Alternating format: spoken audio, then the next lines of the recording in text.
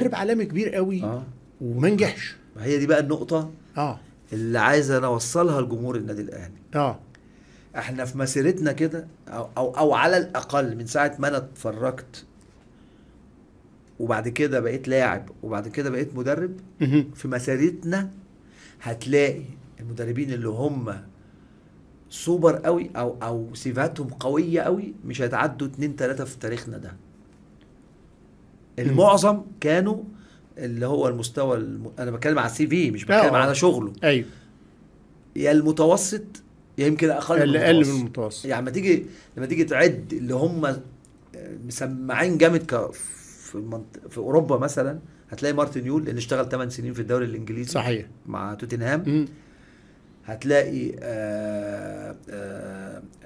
توني اوليفيرا اللي هو ما نجحش برضه، اللي هو استاذ مانويل وما نجحش. استاذ مانويل اللي هو سنه اللي احنا بعد ما رجعنا، انا قلت لك انا اشتغلت مع مستر مانويل جوزيه 2001 اللي خدنا فيها افريقيا والسوبر وكسبنا فيها الزمالك 6 دي ورجعنا معاه 2004. دي بقى اللي احنا جينا بعد. ما اشتغلتش انت مع بومفرير؟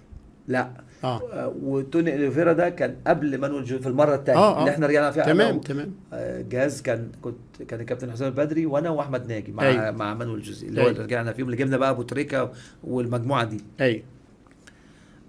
توني اوليفيرا كان اسم كبير في البرتغال. مارتن يول، وكان في دون ريفي ده بس في الانجليزي اللي ما كملش كان عنده ظروف مرض زوجته ومش عارف ايه، كان ماسك المنتخب الانجليزي. لا ده حاجه كبيره قوي. بعد كده تقريبا كل اللي قلنا وممكن ديتريش فايتسا برضه لانه كان حد ديتريش فايتسا كان عشان في الاتحاد الالماني وبتاع ماشي. لكن كل وعلى قديمه قوي هيديكوتي كنجم كبير بقى. لا هيديكوتي نجم كبير. ايوه نجم كبير كلاعب، اسم كلاعب لكن ما كانش اسم كبير كمدرب في اوروبا زي ما عمل هنا.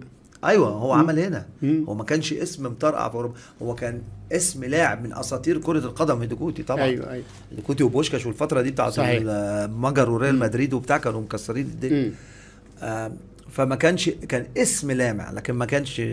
بقيت بقى الناس هتلاقيهم يا سي في متوسط يا عادي، سواء بقى هولمان، سواء تسوبل، سواء مايكل ايفرت، سواء حتى مستر مانويل جوزيه نفسه سي في معقول طبعا، اسم بس جامد يعني قوي. مش اللي هو مش بحجم النجاح اللي حصل هنا. طبعا هو مدرب عبقري على فكره. هي النجاح والغير النجاح مش بس اسم وسي في.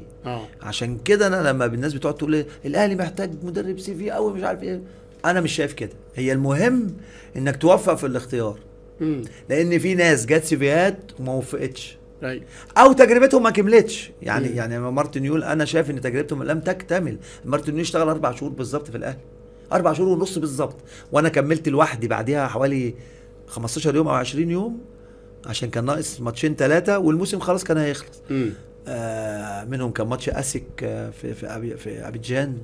ايوه كان هو مشي بقى خلاص بعد الاحداث، فهو تجربته ما لم تكتمل، يعني ما اكتملتش صح.